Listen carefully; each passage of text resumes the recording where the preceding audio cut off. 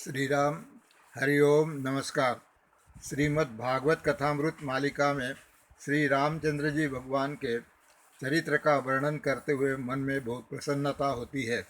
उनके विशेषणों को कैसे कैसे विवेचन करें, यह हमारी अल्प बुद्धि से परे है, परंतु श्री राम जी के प्रेम में हम इतने भाव विभोर हो जाते हैं। श्री राम की क्या तारीफ करूं मैं, सारे ब्रह्मांड में उनका जैसा कोई नहीं। सच्चे प्रेम भाव से आवाज़ दी, और यदि हनुमान जी ने सुन ली तो सारे कष्टों को मुक्ति मिल जाएगी। ऐसे श्री राम से क्यों न कोई प्यार करे, ऐसे श्री राम को क्यों न कोई प्यार करे। श्री रामचंद्र भगवान की जय। श्रीमद् भागवत में भगवान श्री रामचंद्र जी का चरित्र केवल 3 अध्यायों में वर्णित है, परंतु ये चरित्र इतना प्रसिद्ध है कि वाल्मीकि आदि मुनियों ने उसका गायन किया है। महाभारत में भी उसका वर्णन है। संत तुलसीदास जी द्वारा रचित श्री रामचरित मानस अधिक लोकप्रिय है, इसीलिए स्वामी तेजोमयानंद जी ने इसे भागवत ग्रंथ के आधार पर संक्षेप में ही कहा है।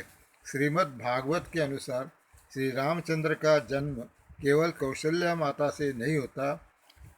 कौशल्या शुद्ध बुद्धि रूप है, दशरथ शुद्ध मन रूप है, और उन दोनों के द्वारा हृदय में भगवत तत्व का आविर्भाव होता है। इस बात को प्रकट करने के लिए भागवतकार ऐसे ढंग से वर्णन करते हैं कि भगवान श्री राम जी आदि भौतिक, आदि दैविक और आध्यात्मिक तीनों रूपों में सिद्ध हो जाए। श्रीमद् भागवत के अनुसार भगवान श्री रामचंद्र जी का चरित्र प्रतिज्ञा पालन का, वन गमन का, क्लेश सहन करने का, पृथ्वी के भार को उतारने का, पत्नी के प्रति महती प्रीति का, और प्रजा के पोषण के का चरित्र है। उन्होंने प्रजा के लिए अपने अत्यंत सुखमय जीवन को भी दुखमय बना दिया, और उन्हें ऐसा करने में जरा भी व्यथा नहीं हुई। वे प्रजा के कल्याण के लिए सब कुछ अपना अर्पण करते हैं। इस प्रकार श्री रामचंद्र जी के चरित्र का वर्णन भागवत में किया है, और इसी कड़ी के अनुसार हमने कल अयोध्या कांड में देखा था कि श्री रामचंद्र जी जब अयोध्या वापस आते हैं तो भरत से पूछते हैं कि सभी माताओं को संतुष्ट किया कि नहीं, क्योंकि और भरत जी ने यह बात उनके आते ही कही कि मैंने सबको संतुष्ट रखा है, क्योंकि वो जानते थे यदि श्री रामचंद्र जी को पता चले कि मैंने इनके साथ ठीक से व्यवहार नहीं किया तो वे मुझसे नाराज़ रहेंगे। इस प्रकार का चरित्र हमने अयोध्या कांड में देखा। अब आगे जब लक्ष्मण जी को शक्ति लगी तो राम जी रोने लगते हैं। कहते हैं, यदि मुझको मालूम होता कि लक्ष्मण को शक्ति लगेगी और उसका वियोग होगा तो मैं पिताजी की बात भी नहीं मानता, यहाँ आता ही नहीं। ऐसा भाई कहाँ मिलेगा।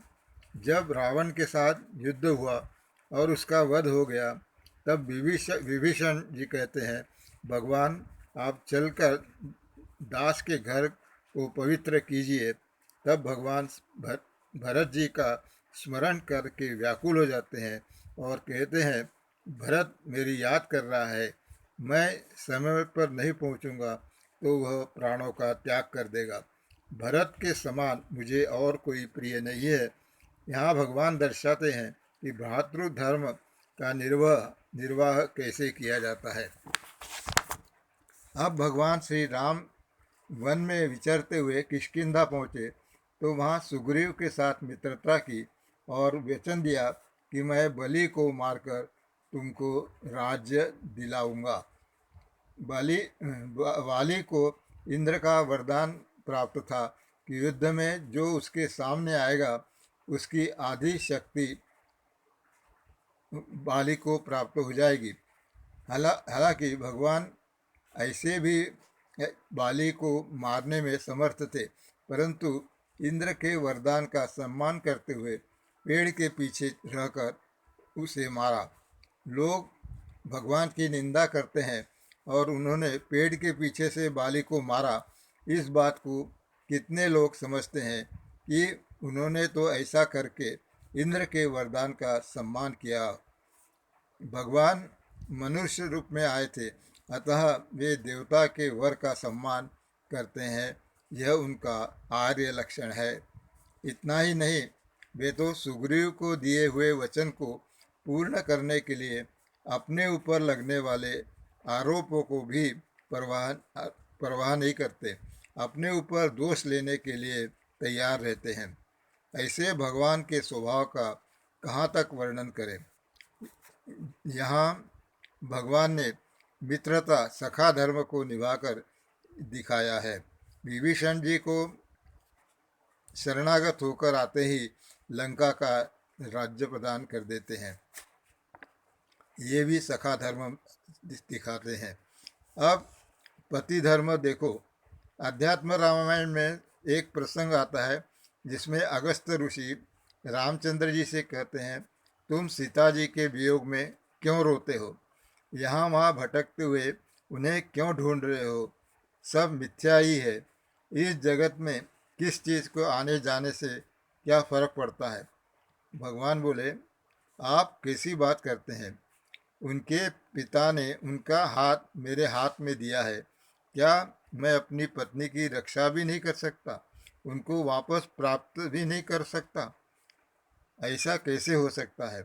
पत्नी पर कोई कष्ट आए तो उसे उस कष्ट से छुड़ाना पति का धर्म है। ये सीता जी को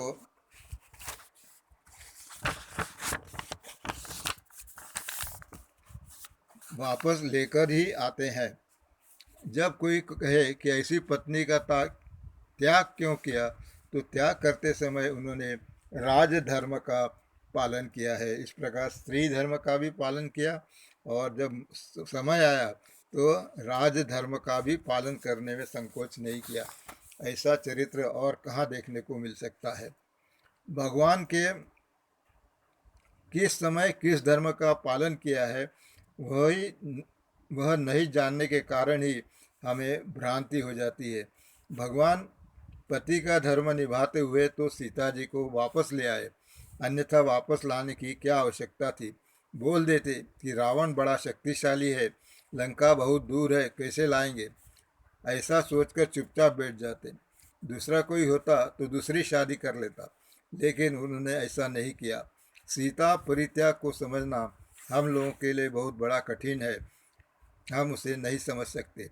लोगों को लगता है भगवान ने खुशी खुशी सीता जी का त्याग कर दिया, परंतु त्याग करने के बाद वे कितना रोते रहे, क्या यह किसी को मालूम है या इसका वर्णन कहीं आपने सुना है। इन लोगों ने रामायण पढ़ी ही नहीं है। स्वामी जी कहते हैं कि जो ऐसा कहते हैं उन्होंने रामायण को कभी ढंग से पढ़ा ही नहीं है और इस प्रकार के आरोप लगाते हैं। भगवान के चरित्र को ढंग से समझें तो ही उनके चरित्र का अनुवाद कर सकते हैं। आगे जब रावण के साथ युद्ध हुआ तो भगवान ने शत्रु धर्म का भी पालन किया। शत्रु बनकर खड़े हैं, परंतु वहाँ भी रावण के साथ किस प्रकार का व्यवहार कर रहे हैं, यह देखने की बात है।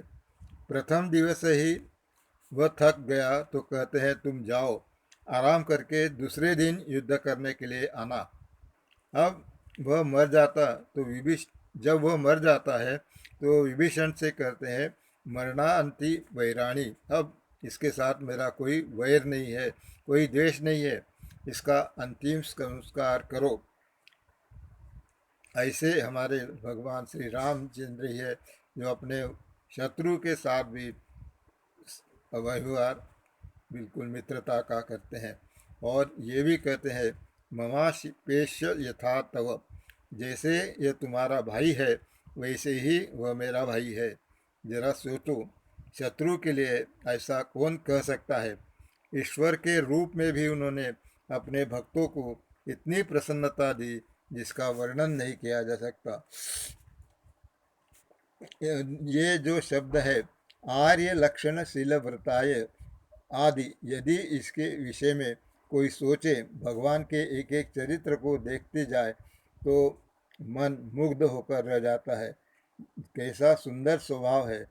जिन लोगों को हम बिल्कुल जातिहीन समझते हैं उनको भी भगवान गले से लगा लेते हैं। यह भी एक उनकी विशेषता है। प्रभु तरु तर कपि डार पर ते किए आपु समान, तुलसी कहू न राम से साहिब सील निधान। पेड़ के ऊपर रहने वाले वानरों को भी उन्होंने अपना समान बना लिया, महान बना दिया। उनके उपकार से अपने आप को कैसा समझते रहते उसको उनसे कहते हैं तुम्हारे ऋण से मैं मुक्त नहीं हो सकता। ऐसे भी भगवान रामचंद्र जी की जय जयकार हो। हरिओम नमस्कार। आज यही विराम लेंगे।